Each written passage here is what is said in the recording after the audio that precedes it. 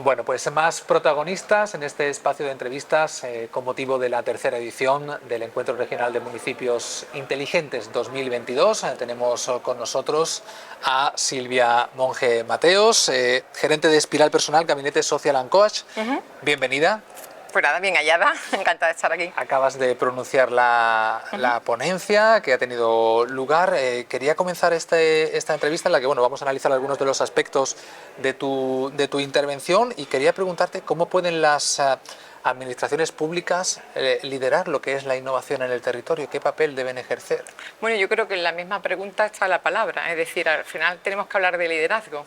Es un cambio yo creo, de concepto, de creencia y yo decía en mi intervención que sin innovación no hay liderazgo. Los líderes tienen que saber que tienen que, no sé si el término es ponerse las pilas, es decir, pero trabajar de tal manera de, primero sus creencias para apostar por la innovación, porque si no, no vamos a avanzar. Entonces, yo creo que después sí es verdad que hay que hacer un trabajo que después, digamos, primero de liderazgo de los líderes y lideresas que le toquen y después habrá que hacerlo con la ciudadanía, con los equipos técnicos. Es decir, yo creo que al final sí va a tener un aspecto piramidal, pero que es muy necesario empezar desde el principio. Entonces, una vez que se tiene claro, yo creo que podemos pasar a la acción. ¿En qué consiste ese trabajo que se hace con esos propios líderes, esa, entiendo, capacitación, ¿no? Pues mira, nosotros hemos tenido, voy a hablar de una capacitación que se ha hecho aquí a través de Diputación de Huelva con los alcaldes y alcaldesas, que tendría que ver con el liderazgo, de esto de los territorios inteligentes a través de la innovación, y en realidad era eso, ¿no? Son sesiones, en este caso han sido individuales, que la he dado junto con mi compañera María José Bayo,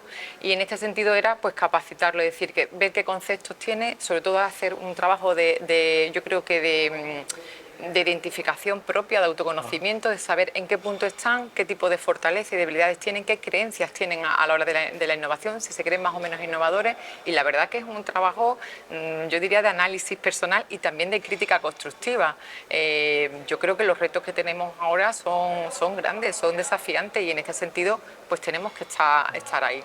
¿Cómo es posible potenciar o activar esas aptitudes innovadoras en estos emprendedores, en estos líderes públicos? Hombre, al final hay que apostar y cuando hablamos de apostar pues tiene que haber, pues entiendo que una inversión económica importante, proyectos, ver qué se está haciendo en otros sitios, es decir, que nos adelanta, ¿no? en esas ciudades inteligentes, en esa innovación y, oye, tomar algunos referentes para nosotros mismos y después no quedarnos detrás. La verdad es que en ese sentido, yo creo que hay que tener un proyecto importante y sobre todo una cosa que creo que algunas administraciones o algunos incluso organismos o empresas no tienen, que es tener ese espacio de innovación, es decir, qué personas, qué perfil tienen que tener las personas creativas, innovadoras de mi empresa y que lo van a llevar a cabo, porque si no tienen esa mentalidad va a ser muy complicado. Seguro que no es la primera vez que escuchas esta pregunta. ¿Se puede aprender a ser innovador? El innovador, el emprendedor, ¿se nace, se hace? Mira, nosotros lo asociamos mucho a un término que está muy de actualidad, que es la mentalidad de crecimiento, ¿no? Entonces, la verdad que debido al gran potencial que tenemos en nuestro cerebro, es decir, no es innato, se puede aprender.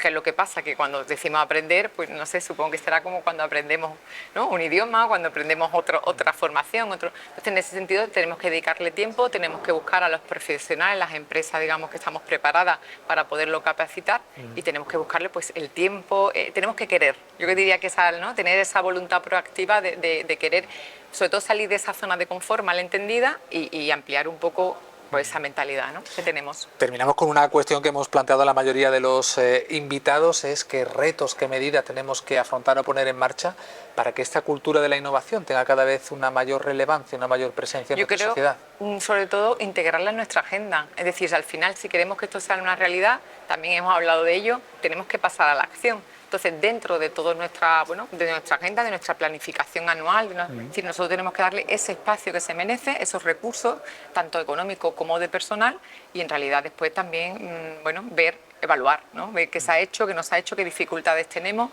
Ten en cuenta que cuando estamos hablando de innovar nos vamos a equivocar muchas veces, porque muchas veces es la primera vez que a lo mejor hacemos ese tipo de proyectos o ideas que nos parecen muy creativas, pero que después cuando lo pasamos a la realidad se complican, pero eso es parte del aprendizaje y es la única manera de avanzar. Yo creo que también lo podemos ver por nosotros mismos, ¿no?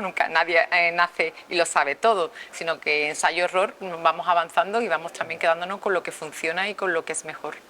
Pues Silvia Monge, gerente de Espiral Personal, Gabinete Social and Coach, muchísimas gracias por su tiempo. Pues nada. Un placer haberte tenido aquí. Pues un placer haber estado contestando estas preguntas. Gracias. Gracias.